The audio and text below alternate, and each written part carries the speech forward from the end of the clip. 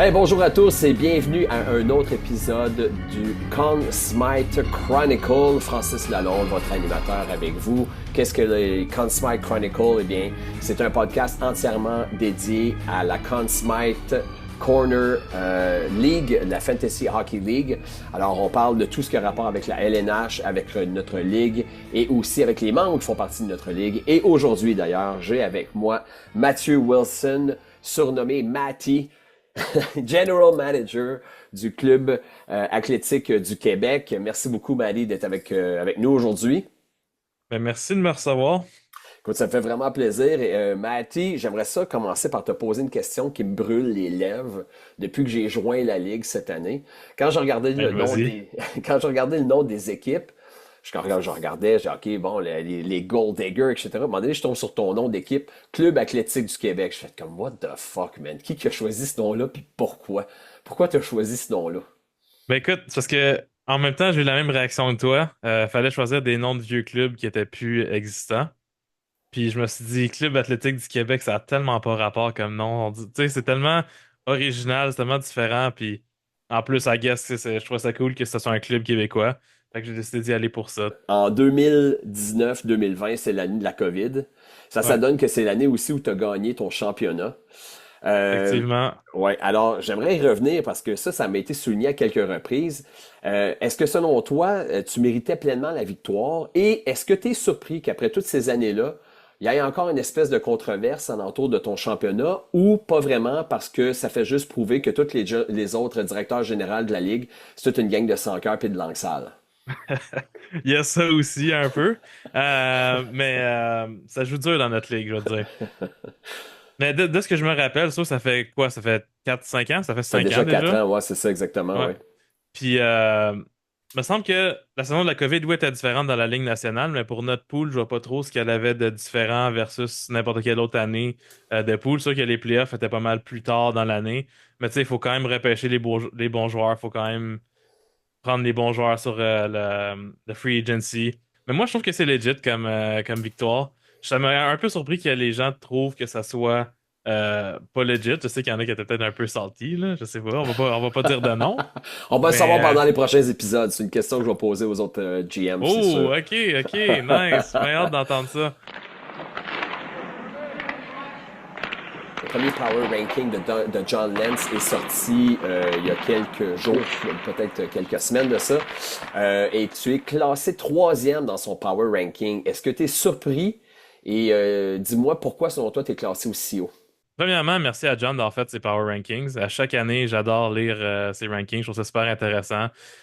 Peu importe que je sois au top, ce qui est pas mal rare, ou dans les bas-fonds, ce qui arrive plus souvent.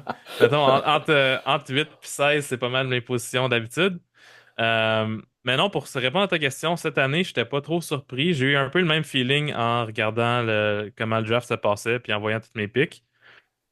Je parle, excuse, en voyant la position de mes picks. Tu sais, j'ai eu beaucoup de picks dans la première moitié du draft. Je suis même pas sûr que j'en ai eu après la 16e ronde du tout, à part des keepers, évidemment. Puis non, je voyais que mon roster était vraiment deep. Fait que ça, c'est quelque chose que j'aimais pas mal de mon roster. J'ai pris quelques risques. J'ai pris des joueurs que je me disais qu'ils allaient rebondir, comme Timo Meyer, Patterson. Déjà en début de draft, c'était un peu risky comme stratégie. Euh, mais ça, en général, je pense que je suis pas mal profond. J'ai pas tant de joueurs super vedettes qui vont faire une tonne de points tu sais, qui ont été des vols, si tu veux. Mhm. Puis malheureusement, Valérie Nichushko, on sait pas quand est-ce qu'il va être là. Fait que Ouais, c'est ça, ça, exact. On ça sait pas c'était ça, trop, c'était là. ma grosse acquisition pendant pas la off-season, là, mais à la date limite, puis ben, marche pas. Tu sais, ça marche pas. Ouais, Fait que, c'est un pas pire risque. D'ailleurs, parlant de tes choix lors du dernier draft, lequel qui te rend le plus fier et pourquoi? je sais pas s'il y en a eu un parce que j'ai repêché pas mal tôt. Fait qu'il n'y a pas eu de steal. Tu sais, quand tu repêches haut, c'est tough à dire que j'ai volé ce joueur-là quand tous tes picks sont vers le haut du draft. Il faut que tu reaches un peu dans ce temps-là, j'ai l'impression. Mais ça pourrait être Askarov, je te dirais. Il m'a coûté un 15e round, puis c'est pas mal sûr qu'à partir de l'année prochaine ou tu sais, pas longtemps après, ça va être le gardien numéro 1 des Sharks. Fait que Ah, ouais. pour les prochaines années, je pense que ça augure bien pour garder 1 an ou deux. Puis troisième année, tu le trades pendant qu'il y a une bonne valeur à voyons, des autres GM, des opponents. C'est le seul mot que j'avais en tête. OK. OK. Fait que t'as quand Puis, même vu assez loin avec ce pic-là. Là. ouais, ben c'est ça. Déjà, j'étais un fan des Sharks, j'étais un homer, mais je me suis dit, why not, tant qu'à avoir mon dernier pick du draft, on va repêcher pour le futur. Puis, un peu, comment je dirais ça? Toi, t'es peut-être pas au courant, mais il y a 7 8 ans, mon pire coup dans la CSC, c'est que, euh, comment je dirais ça? J'ai repêché Gibson dans la ronde de PTO.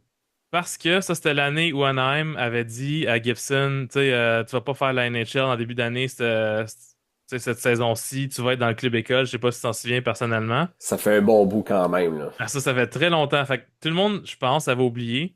Puis moi, rendu dans la ronde de PTO, je me suis dit, ben oui, il est éligible, tu sais, je vais le prendre.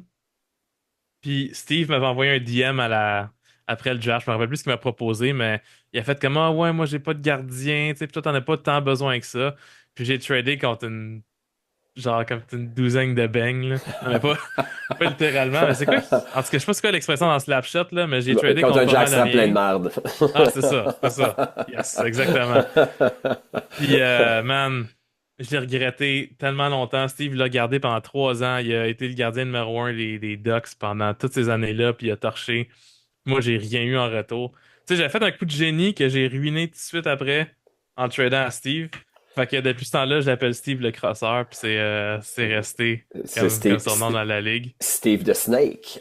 Yes, exactement. Puis, euh, avant de passer à la prochaine question, juste oui, oui, rajouter de oui. quoi Oui, vas-y. par rapport à ta question d'avant, où tu m'as demandé, je suis surpris d'être troisième. Ouais. Euh, Pas tant que ça aussi, parce que, en fait, j'ai vu l'alignement des Phantoms, je le trouvais incroyable. Là. Mhm. L'alignement avec tous les défenseurs qu'il y a dans son équipe, c'est insane. J'ai même envoyé un message, fait, Dude, t'as un méchant roster.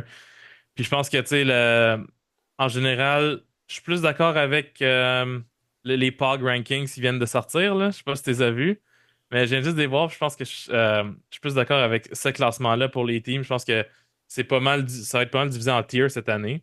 Mhm. Là, c'est sûr que je sais pas, je suis cocky, mais j'ai l'impression que je suis dans le top tier. Mais écoute, on verra. Je suis pas nécessairement le meilleur GM, fait que ça se peut que je descende de tier. Mais je pense que la ligue va être pas mal splittée en deux cette année, surtout en fait. Les teams vont faire des playoffs 8 ou 9. Puis le reste des teams, je pense qu'ils vont être pas mal plus basses. Mais écoute, ça peut toujours surprendre à chaque année des bons keepers, des bons joueurs sur les waivers. Fait que c'est ça, je suis pas surpris de notre première moitié en haut. En tout cas, on va laisser aux autres GM déterminer si t'en es un, toi, un bon ou pas. Alors, on verra bien parce que souvent, on n'est pas nécessairement les meilleurs critiques pour se juger soi-même. Alors, je compte sur les autres GM pour nous dire ce qu'ils pensent de tes performances à titre de directeur général.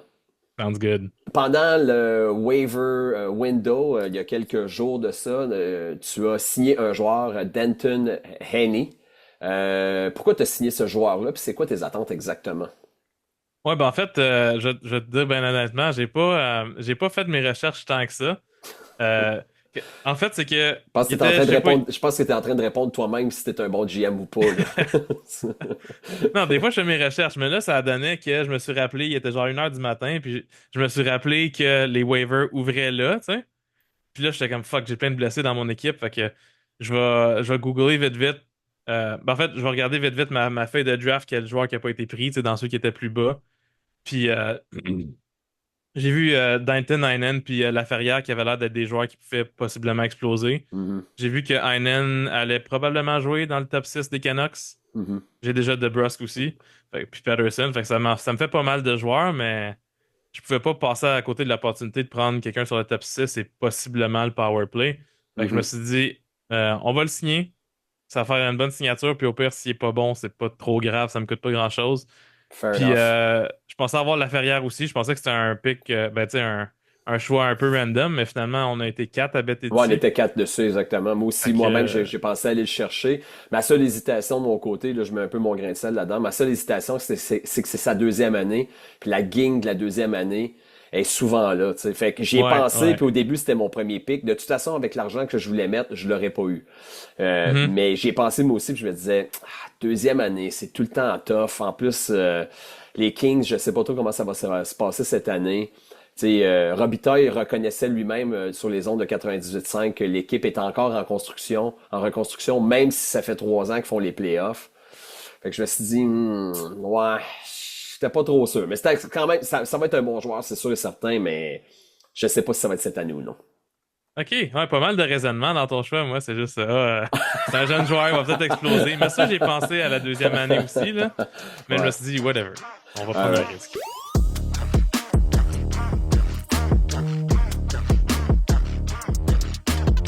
Matty, on est rendu au Dump and Chase, portion questions à choix multiples. Donc, je te donne 2 choix de réponse. Tu réponds le plus rapidement possible.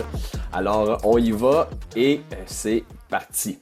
All right. Qui a le plus de chances de finir au premier rang du classement général de la LNH cette année? Les Panthers ou les Oilers? Les Oilers. Si une équipe de hockey revient à Québec, doit-elle s'appeler les Nordiques ou changer de nom? Oh, bonne question. Je pense que ce serait cool d'avoir un changement de nom. Pour ton pool, Hellebuck ou Saros? Je préfère Sarah. Je préfère Nashville cette année. Charlie McAvoy ou John Carlson? Wow. Charlie McAvoy, je pense qu'il est un peu moins vieux. Je pense qu'il est mieux. Selon mon plus récent sondage que j'ai fait avec les autres GM de la Ligue, fais-tu partie des GM les plus toughs avec qui dealer pour une transaction, oui ou non? Je pense pas. En général, non. Seulement à la date limite des transactions, quand il y a plein de On demande juste oui ou non. C'est un manque de respect total. On demande juste oui ou non. C'est exactement ça qu'on veut essayer d'enlever dans notre game. Big Mac ou Whopper? Fuck. Whopper. Frencher sa sœur ou plus jamais être capable de bander de sa vie? Ah, je vais frencher ma soeur, I guess.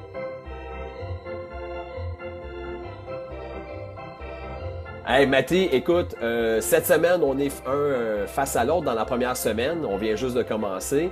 Ça va être qui tes prochains adversaires après moi? Après ça, ça va être les Reds, si je me souviens bien. Puis après ça, il y a les Rockies et une autre équipe, je me rappelle plus laquelle. Alors, tu as peut-être un message à envoyer pour les Reds à Duncan.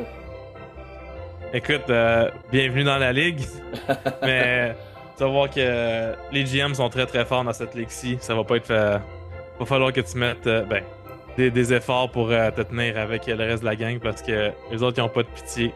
Alright, excellent. Ben, Matty, merci beaucoup. Je te souhaite une super bonne saison. On se revoit prochainement pour un autre CSC podcast, The Conn Smythe Chronicle.